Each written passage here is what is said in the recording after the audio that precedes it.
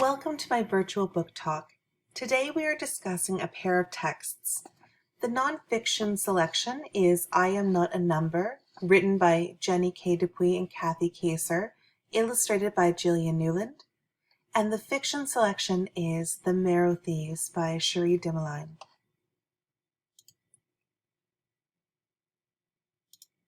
Imagine you are at school and this pops up on your phone. We have to send you away. It's the law. You're going to a new school. I'm sorry. What is going on? Call me. I'm sorry, we can't speak anymore. I don't understand. Remember who you are. Remember where you came from. How would you feel? What would you do? And what could you do? You may wonder, where will I go? What did I do wrong? Why is this happening? When will I see my home again?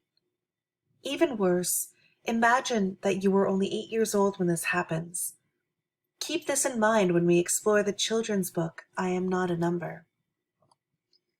It may seem strange to read a children's book in high school, but literature that is written for children is often very direct, symbolic, and beautiful.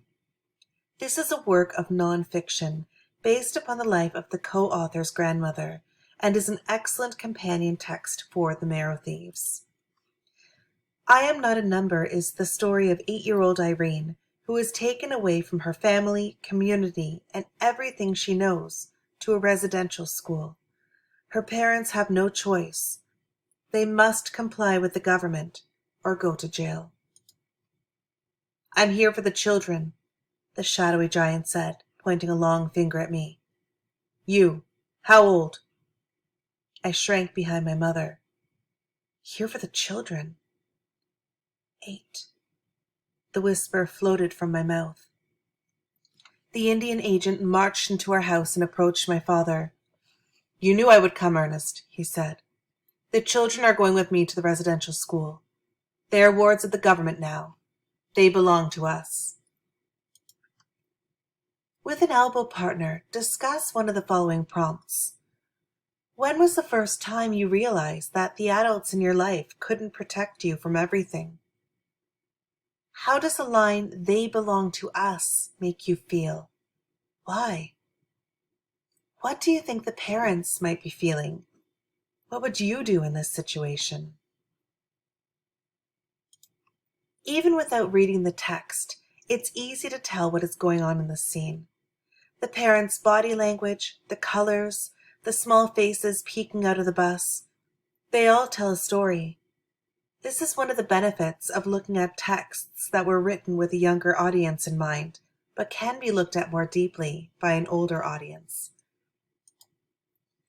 Based on your research about residential schools, what do you think is happening in each illustration? Take a moment to look at each picture and think about what is happening to Irene.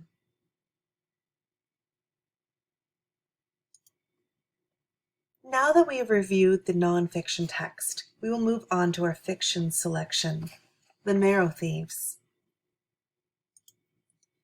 The Marrow Thieves is set in a dystopian future in Canada where climate change and natural disasters have destroyed communities. Another devastating aspect of this society, everyone has lost the ability to dream. Everyone except Indigenous people. With an elbow partner, quietly discuss what you think happens to a society that cannot dream. Why are dreams important? In The Marrow Thieves, our protagonist is Frenchie, a 16-year-old Indigenous boy.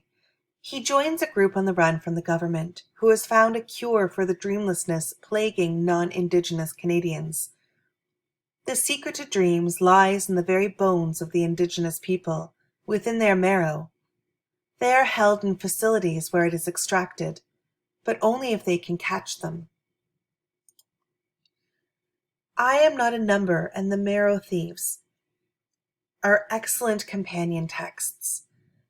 Intergenerational trauma, loss of language, loss of community, and forced confinement of Indigenous people is central in both texts. They share many common themes. such as residential schools, language, truth and reconciliation, loss of culture, community, the importance of family, coming of age, and government corruption. I hope you're as excited as I am to delve into these texts. Thank you for your time.